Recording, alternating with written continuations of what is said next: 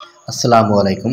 আমের বার্মিজ আচার তেল মশলা ছাড়াই কীভাবে তৈরি করতে পারবেন, খুব কোনো তেল লাগবে না। সেটা কীভাবে স্টেপ বাই স্টেপ সাথে থাকেন আমি দেখাচ্ছি। আপনারা এলোমেলোভাবে দৌড়াদৌড়ি করবেন না, এক প্রথম থেকে শেষ পর্যন্ত পুরো ভিডিও দেখলে জানতে পারবেন, বুঝতে পারবেন। চলুন তাহলে আমরা কয়েকটি কাঁচা আম নিয়ে নিলাম। কাঁচা আম নিয়ে আগে ধুয়ে নেব, কিন্তু ধুয়ে নিয়ে কাপড় বা টিস্যু দিয়ে মুছে নিব। এই জন্য তাদের পরে আর পানির ব্যবহার করা দরকার নাই। এই আমগুলো আগে আমি ছুলে নিচ্ছি। একবার আমের খোসা ছাড়াই নিচ্ছি। ছাড়াই নিয়ে প্রত্যেকটা আম সুন্দর করে আমি রেখে দিচ্ছি। রেখে এরপর এমনভাবে স্লাইস করব, বেশি মোটাও না বেশি চিকন না, মোটামুটি একটা সাইজের স্লাইস করব। এবার প্রত্যেকটা আমি স্লাইস করছি। স্লাইস করার পরে ভিতরে যে ওই আটি বা ওই পুইটা ফেলাই দিব। আটিগুলো ফেলাই দেব। ফেলা দেওয়ার পরে এটা একটা মিক্সিং বলে নিচ্ছি। মিক্সিং বলে নিলাম। এই মিক্সিং বলের মধ্যে 1 কাপ পরিমাণ চিনি দিলাম।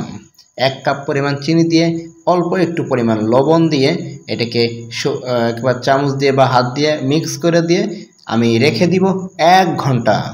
পুরো 1 ঘন্টা পরিমাণ রেখে দেবো। 1 ঘন্টার কম সময় না, 1 ঘন্টা পরিমাণ রেখে দেওয়ার পরে আমরা এটি দেখবো পানি গলে যাচ্ছে। চিনি এবং লবণের পানি মিশ্রণটা গলে গিয়েছে।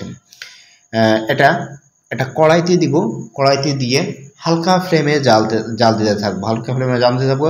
এর মধ্যে 10 মিনিটের মতো জাল দিব। 10 মিনিটের মতো জাল দিব। আমের কালার চেঞ্জ হয়ে আসছে। এখন 1/4 চা চামচ হলুদ দেব। হলুদের গুঁড়া, লাল মরিচের গুঁড়া দিব। দিয়ে এবার হালকা একবার আগাগুলো সব জায়গায় নেড়ে দিব, যাতে সব জায়গায় হলুদ এবং মরিচটা পৌঁছে যায়।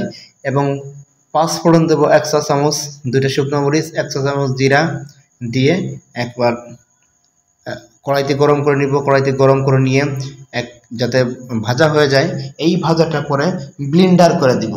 ভাজা হয়ে গেলে এই ভাজাটা ব্লেন্ডার করে নিব। আপনারা শিলপাটাও পিষে নিতে পারেন। ব্লেন্ডার করা আমাদের গুঁড়া হয়ে গেছে। এবার এই গুঁড়াটাও দিয়ে দিব ওই কড়াইয়ের মধ্যে। গুঁড়াটাও যখন কড়ার মধ্যে দিয়ে দিব, তখন আগা গুঁড়া নাড়ে দিয়ে আরও 10 মিনিট হালকা ফ্লেমে জাল দিতে থাকবো। কোনো তেলের কিন্তু ব্যবহার করিনি, তবে তেলের ব্যবহার করিনি অবশ্যই বলে নিই। ভিডিও চ্যানেল থেকে চ্যানেলটি সাবস্ক্রাইব করে দেবেন, যদি দেখেন পেজ থেকে পেজটি ফলো করে দিয়ে আমাদের সাথে থাকবেন। আর লাইক কমেন্ট শেয়ার করতে ভুলবেন না। এবার নিত্য নতুন শিক্ষামূলক তথ্যবহুল বিভিন্ন কন্টেন্ট পাওয়ার জন্য আমাদেরকে কমেন্টস করবেন, রেগুলার কমেন্টস করবেন। আমাদের দেখেন এখন নামিয়ে নিলাম। নামিয়ে নেওয়ার পরে কত শক্ত হয়ে গেছে। এখন এটা কাঁচের জারে রেখে দিয়ে 6 মাস বা 1 বছর খেতে পারবেন। অনেক শক্ত হয়েছে এবং এটা খাইতে দুর্দান্ত স্বাদের। এরকম রেসিপি পাওয়ার জন্য সর্বদা আমাদের পাশেই থাকবেন। আল্লাহ হাফেজ। Thanks for watching. ভিডিও আসার আগ পর্যন্ত আপনারা ভালো থাকবেন। শুভকামনা।